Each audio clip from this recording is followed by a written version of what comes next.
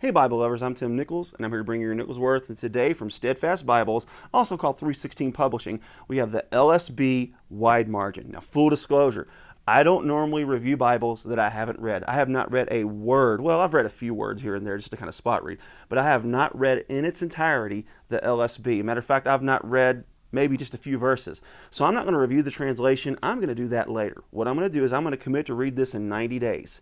And every month, I'm going to give you a 1-month update of my experience in reading the LSB, which is also an update of the NASB 95, just like the 2020, and is also a product of the Lockman Foundation in its translation. All of it is outsourced to Steadfast Bibles, and they are the publisher of this Bible, but Lockman was behind the translation. You learned that in my Lockman series, but anyhow, with that said, it comes with this Bible armor cover that is really, really neat.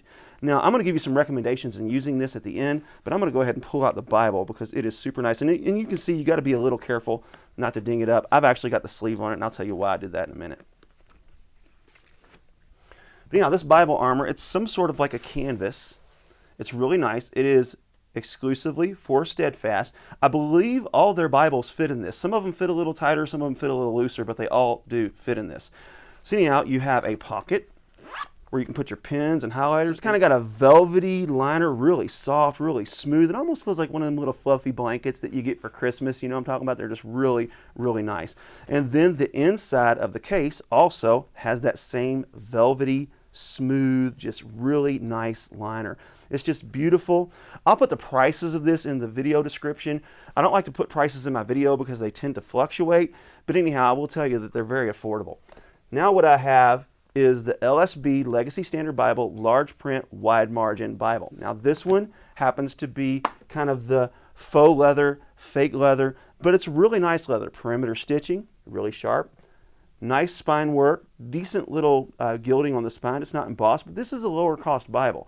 This would be a super great candidate for a rebound, and I'll show you why. When you get inside of it, 40 GSM paper. That is about the thickest Bible paper I've ever seen. I think the only one comparable to it would be the MacArthur Study Bible in the Premier Collection. But otherwise, this is the thickest Bible paper that I've ever seen, and it's really nice. It's really thick. It's really opaque. The ghosting, as you can tell, is just virtually non-existent. This is set up in a verse-by-verse format in a large print. It has a 10.5 point font, so they don't compromise in font size. Where the compromises are going to be in this Bible are there going to be no references, and then you have your margin space, so it's going to make it to be a little bit thick. That's a bit of a thick Bible, and it's also a rather sizable footprint. So that's something you may want to keep in mind. But as far as the paper quality goes, you're not going to find better paper. As far as the print quality goes, this is by 2K Denmark. You can tell this is their work. It looks very similar to the comfort print that HarperCollins Christian puts out, but it's absolutely just a wonderful layout. It'd be perfect to take notes in. You've got about 1 1/3 inch margin space on each side.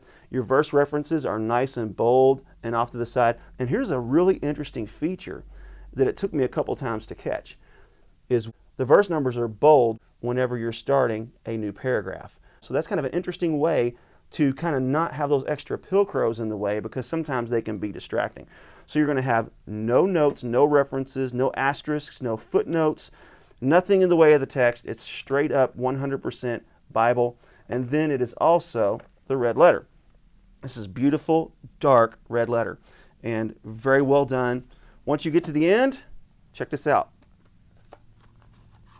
For you map haters, no maps. It does have a dot matrix. Now this is interesting. I've heard people clamoring for these dot matrix note pages on the back, so there you have it. You can do artwork, you can do whatever you want. I don't fully understand it. Maybe somebody who loves this and has asked for this can tell me why they love it. I don't typically use these note pages, but I can definitely see they're useful, and you got quite a few of them. So anyhow, you do have your tables of weights and measures and your monetary units, and that's it. This is just straight Bible. So I really look forward. Also, the gilding on this is fantastic. That is beautifully done gilding. So this would be a perfect candidate for a rebind. Number one, because the paper is amazing. Number two, the gilding is amazing. The block is amazing. The layout is amazing. This is really a sharp Bible, and I really look forward to getting to know this translation. So be looking over the next 3 months as I start to read this, and I'll give you my thoughts. There you have it. Keep calm. Jesus on this eunuch is worth. Now, one thing I do recommend if you're a gilding nut like myself is to either put this face up in the case, or I would even go ahead and hang on to this sleeve because it is a little difficult to get it in and out. That way you've got some protection. The sleeve, it's only going to last a while, but just stick it in there and it protects that gilding, so then you don't have to be as careful going in and you can just kind of cram it in there and you only have to worry about the top, which is already protected.